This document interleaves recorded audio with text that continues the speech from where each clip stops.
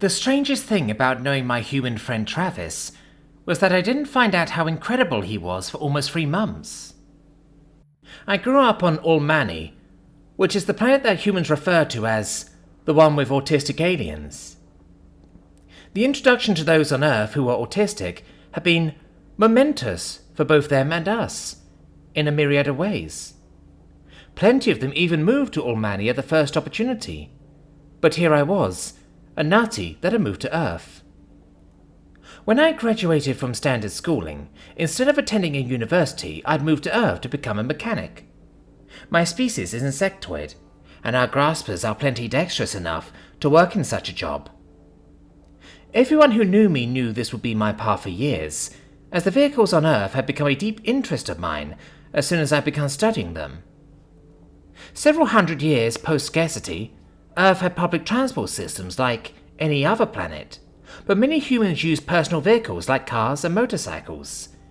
They bond with those like they bond with so many other inanimate objects. There was really no other option for me, though that might sound odd.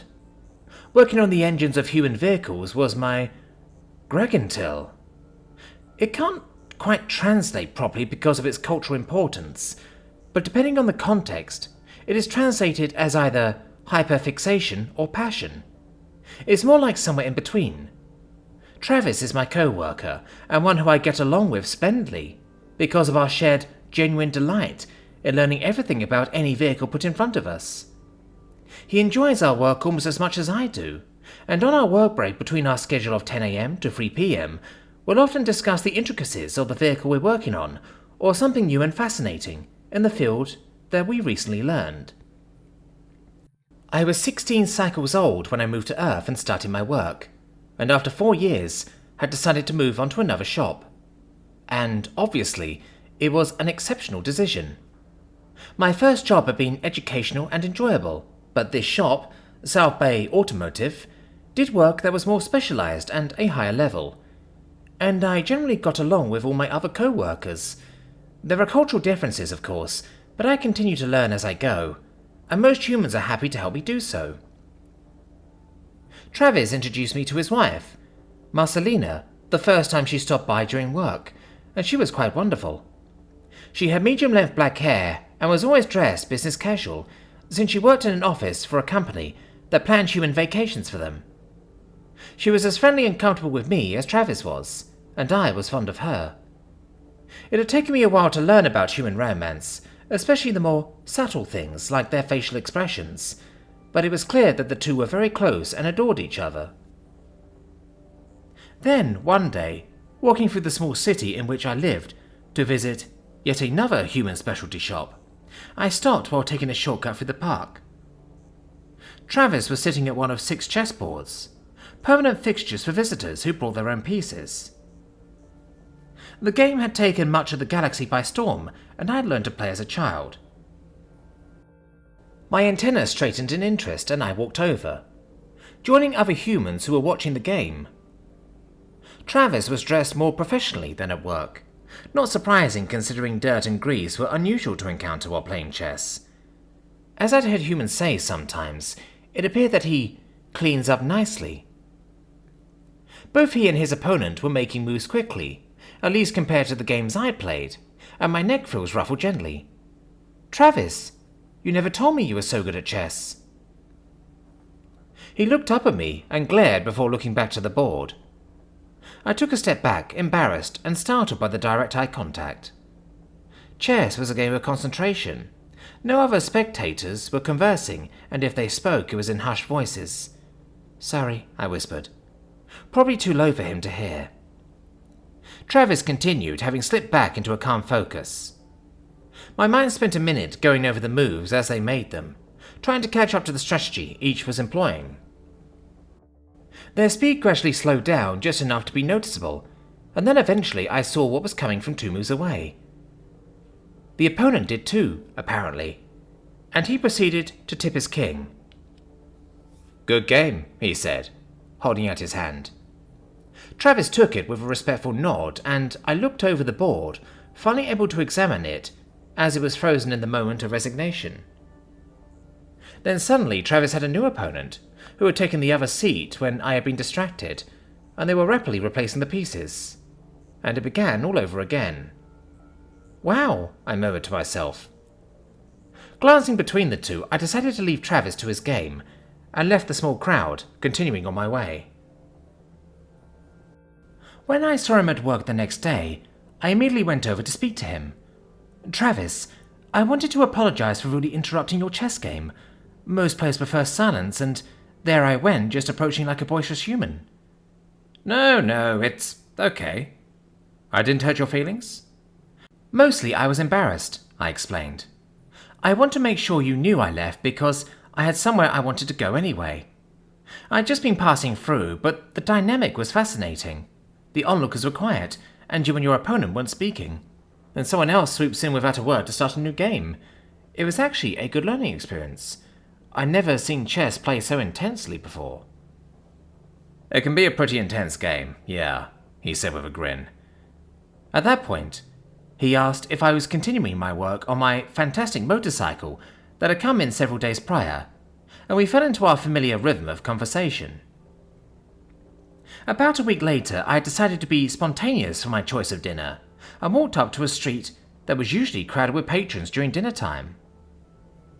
As it was a Thursday, the last day of the human working week, I went out at about 5 to ensure the seafood restaurant I decided on. I knew I wanted seafood. Wasn't too long a wait. Imagine my surprise when I spotted Travis sitting on a stool in the restaurant's outdoor eating area, playing a guitar. Standing at the decorative iron gate enclosing the space, I stared in awe. It was always an engaging conversation when I discussed the various hobbies humans had, and how skilled they could be in each one. The humans were so often dismissive of their passions, saying their painting was simply a hobby, their gardening was a way to relax, their cooking was practical and made for inexpensive gifts, on and on. Having a Gragentil, though, often left Natty like me with little spare time for hobbies. There were many other things I enjoyed in life, but none that could be described in the way these natives of Earth enjoyed their various interests. Speaking briefly to the AI hostess about the purpose of my visit, I walked through the restaurant and out the back door, stopping about 10 feet from my friend. It was a chilly evening, and he had on slacks and a long-sleeved shirt, as well as a thin sweatshirt with a zipper. Travis briefly met my gaze with a small smile. He was perched comfortably on his stool, and playing a Nerve song that sounded vaguely familiar. Once the song concluded, he looked back to me. "Hey there. Like that one?" It was lovely. I said it before, but these days I seem to be realizing it even more. Skilled mechanic, playing chess, beautiful music on an instrument. My species specializes so much. I am very happy with my work as a mechanic, of course, but I do sometimes wish. "There were more hours in the day?" Travis asked, cocking his head with a grin. "Yes, that one. That's a good idiom." "Well, plenty of humans stick to one thing, just like you'll do. You can't be a professional at everything. I'm only here for 2 hours a night, actually. I work, have some fun, then head over to Homer's haunt later." The thing about most hobbies is, if you've been doing them for a while, a couple hours every day add up. I'm only 30, but I've been playing since I was a kid. So while I might not be a human who plays to giant crowds, I'm still plenty good. I nodded. "Please don't let me stop you," I said, with a happy ruffle of my frills, motioning to his guitar. He smiled again, and started in on another song. After he finished, I clapped and he gave a small bow, and I went on my way. I did find a good seafood restaurant, spending most of my dinner musing on humans and Natty, and the many other species of the galaxy. Once I got home later, out of curiosity, I went to my computer and checked out the place Travis had mentioned, Homer's Haunt. It was apparently a bar, and my interest was piqued. Travis had never invited me out for a meal or a drink, but that went for all humans, because they knew I preferred to spend free time on my own. Also, I already had 2 friends from my weekly book club that I occasionally made plans with, and I learned my circle of friends remained small even on another planet. To my surprise, the bar didn't open until 10 p.m, closing at 2 a.m, but it seemed to be on the smaller side with a gothic theme, and probably had a smaller clientele. A glance at the reviews from other natty made it seem, while not the type of place I would love, still worth a visit. So I decided to go out that night to see it, and perhaps see Travis. My wardrobe didn't quite skew enough towards what patrons were wearing in their selfies, but I had enough options in my closet to wear all black with black shoes. After taking the subway, it was a few blocks to my destination. It was situated snugly between two larger shops, a restaurant and a clothing store that was closed at the late hour. Pushing the door open, I walked inside. "Oh goodness," I said softly, scanning the bar. It was magnificently adorned with all sorts of modern Gothic decor. The walls, painted black with gold trim mouldings, and the furniture was a stylish assortment of dark greens and purples. Many pieces of art hung on the walls, no doubt from local artists and likely patrons. Several small chandeliers hung here and there, with tungsten lighting, giving off a low, twinkling glow. A long mahogany bar stretched almost from one side of the room to the other, crowded with customers. Maybe a little too crowded for my comfort, but I didn't need to stay for long. Indeed, the patrons were dressed much more extravagantly than I was, especially considering their tattoos and piercings. That custom had been startling to me at first, since any damage to my exoskeleton meant injury, so Natty didn't have any similar customs. But I'd grown to appreciate it, especially the meaning behind tattoos, some of which were whimsical, but some that were profound. Travis had a bunch, I knew, and he'd happily educated me about them when I'd asked. Then I spotted Marcelina approaching me from across the room with wide eyes and a smile and wave, but I must tell you, it was in no way immediately clear it was her. I was always concerned about sounding speciest if I were to admit when I had trouble telling humans apart, but this was something else entirely. Her shirt and pants were tight and sleek, the shirt a beautiful pattern of black and purple, and the pants were a style I didn't recognize. Also, having a shirt with very short sleeves revealed a large collection of tattoos of her own, and her face was not only heavy with various kinds of makeup, but many piercings lined both her ears on either side, as well as a nose ring. Did I never notice the holes? Or are those the ones that clip on? "Ah, Repel, we didn't expect you." "It was a spur-of-the-moment decision," I managed, averting my gaze. "Travis mentioned the bar when I saw him earlier, and as you know, I spend much of my time going to new places. My alcohol tolerance is quite low, but the tastes are appealing." "All right, then. Well, if you think my appearance is different, you should see my husband. And by the way, he goes by Homer here." My antenna flicked straight upward. "Homer? This is his bar?" I exclaimed. Marcelina grinned. "Yup. Not a huge business, but he loves it." "Incredible," I said, giving the bar another once over. She turned to return to the bar, and I followed her. After making sure I found a good seat at the bar, she gave me a smile before heading around to the other side. "And what can I get for you?" asked a familiar voice. Travis came over with a grin on his face, and my antenna now twitched merrily in surprise and delight. It was almost as if he was dressed for Halloween. The most gothic fashion of anyone there, from his clothes to various piercings, and his own tattoos fully visible. A black beanie was on his head, and he himself wore dark makeup, impeccably done with a practiced hand that made him the best-looking one in the place. Perhaps I'm biased, though, as his friend. "You look fantastic," I declared. He blinked. "Thank you. We don't get a lot of other species, and I didn't think Natty frequented bars all that much." "Oh, we don't, but this seemed an excellent time to make an exception." "I'm honored." "Thank you for mentioning it to me. And by the way, I'm surprised that it took me this long to find out how talented you are, that you even own your own bar."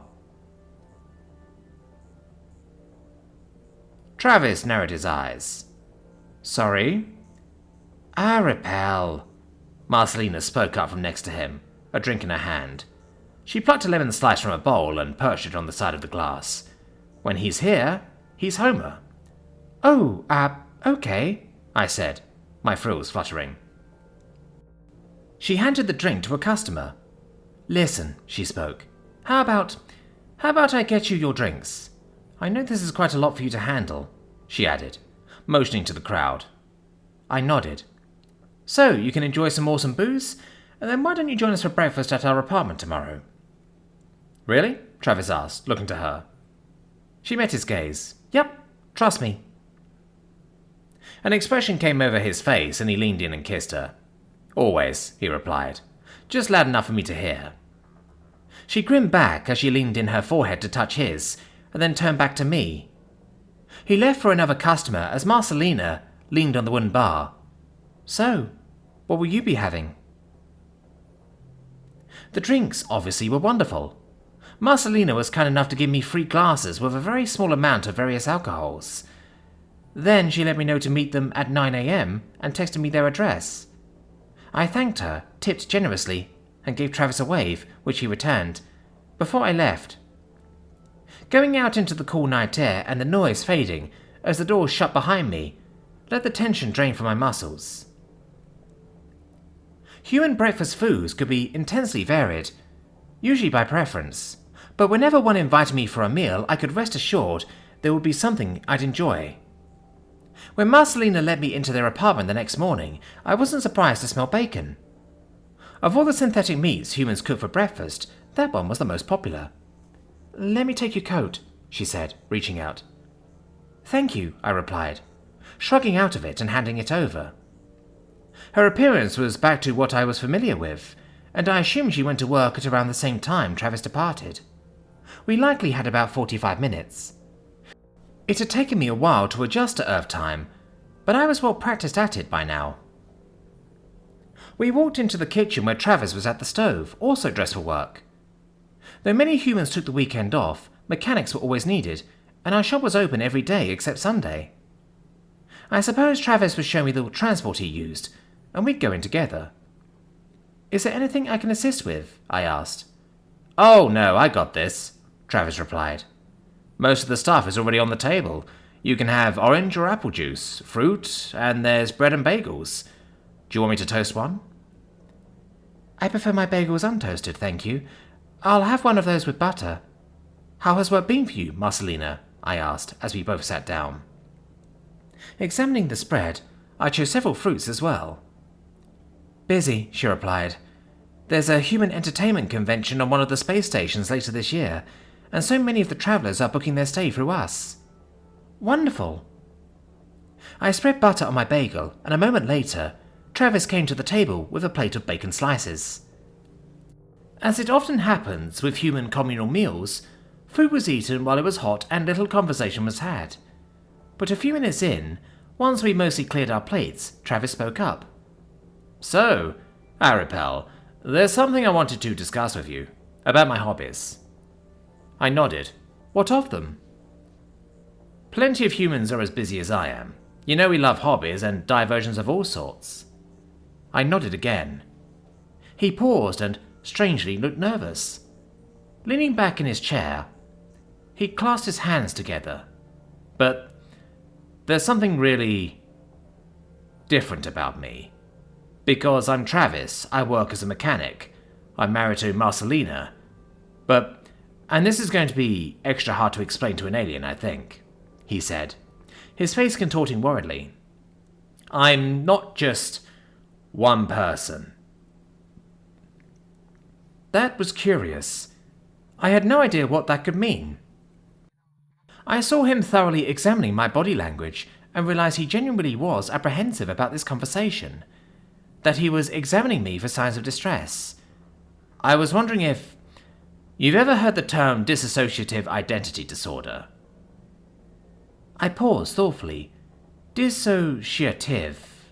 No, I don't believe so. But taking the term apart word by word, you have different identities? Is it like how some humans prefer to be addressed by different names, depending on their gender identity and persona? Not exactly. He paused and I noticed him glance to Marcelina, who was sitting quietly with a supportive look on her face. She nodded as if to encourage him. That's more of a person explaining who they are. What I have is a mental condition. Staring a few inches below his eyes for a long moment, I rarely make eye contact with Travis. He knew that. I considered that. I know the human brain is one that is more complex than the average sophant, but I don't know much about it. I think I need more information to understand. Right. Travis chewed on his lower lip. I don't talk about this to just anyone, our pal, he finally said, his voice soft. It's personal and difficult and really complicated.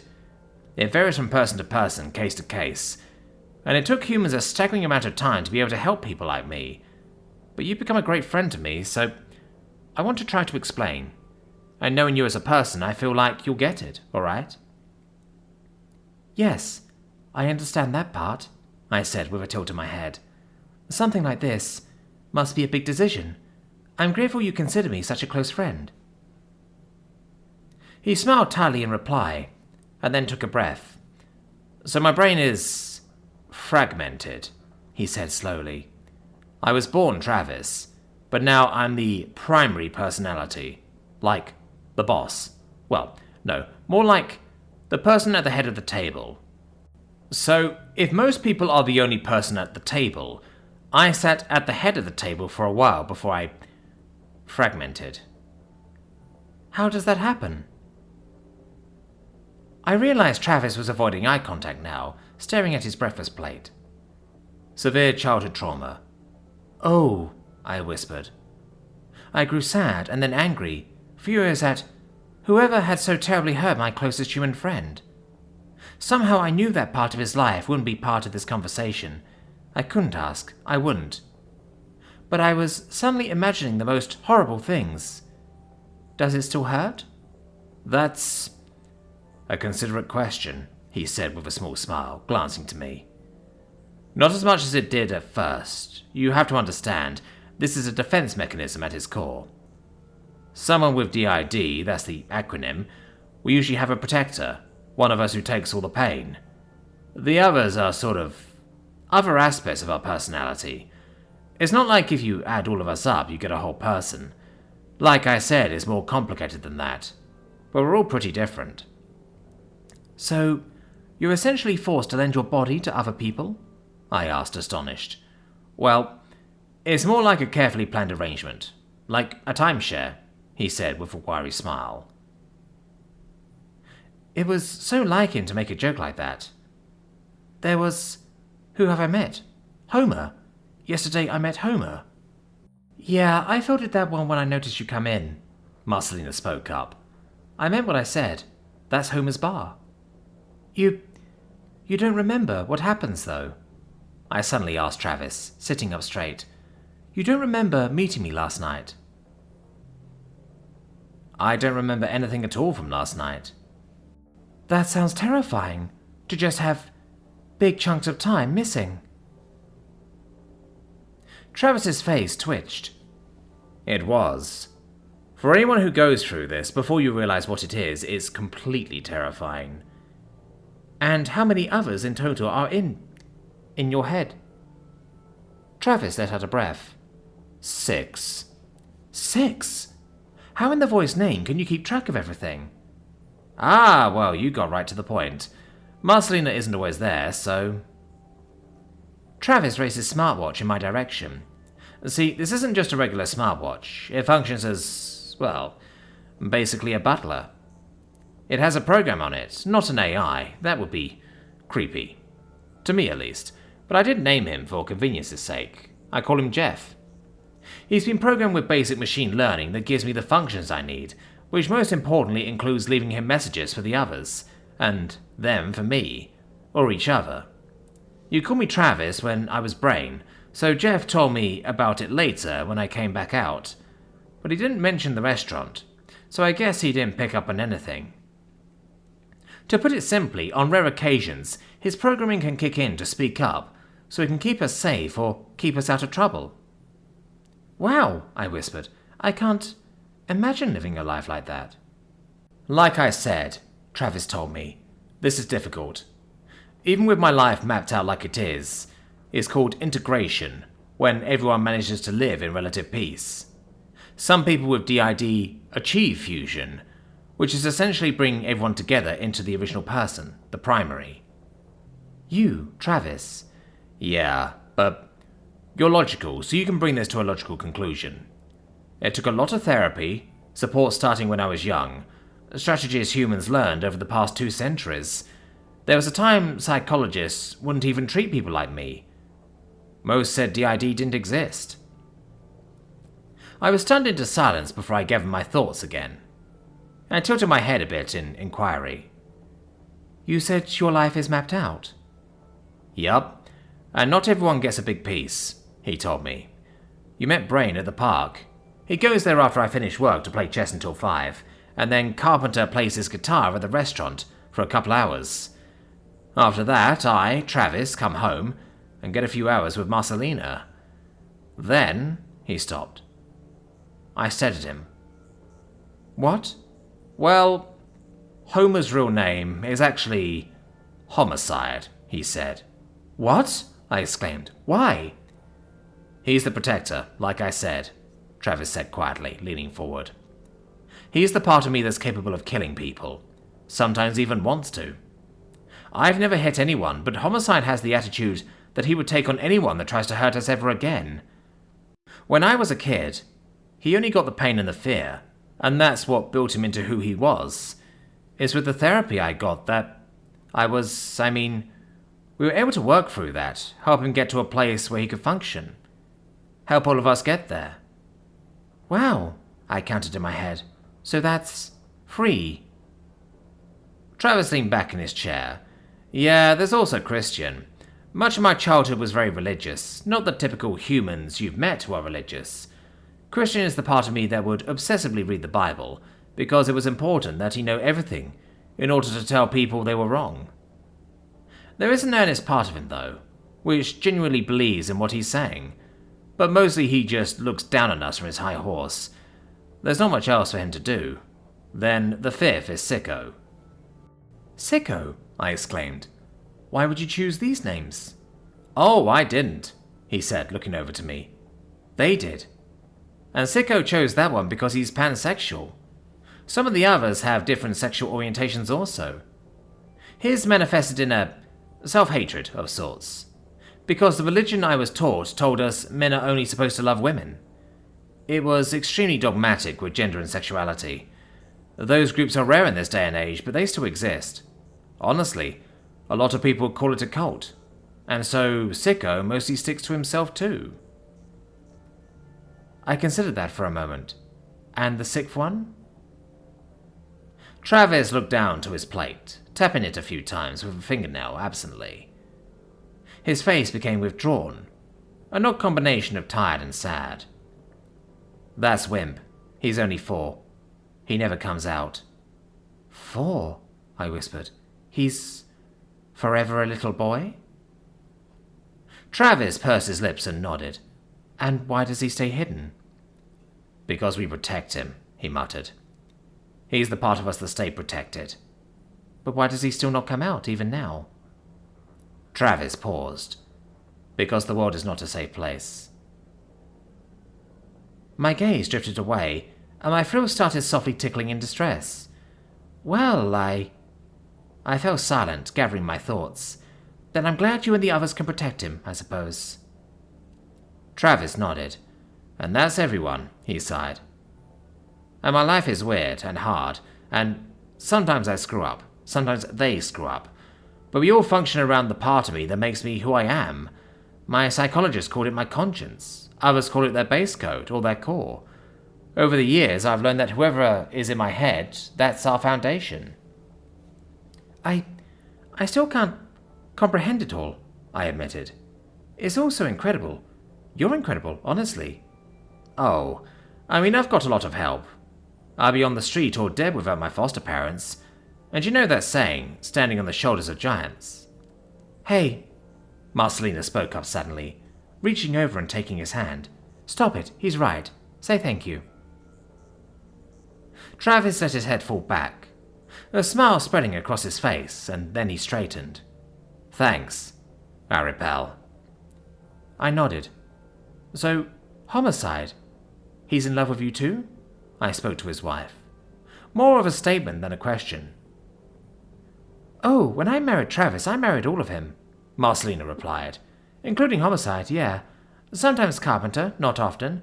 He's too busy flirting with the girls who hit on him while he sits there looking handsome, strumming away on his guitar. Travis grinned at her, and I cocked my head. I don't know if I'm pushing a boundary here, but how does everything... Brain keeps Carpenter in line, in a weird way, Travis told him. We're married to Marcelina. To go too far with any other girl would be bad, and he knows that. It'd be so messy.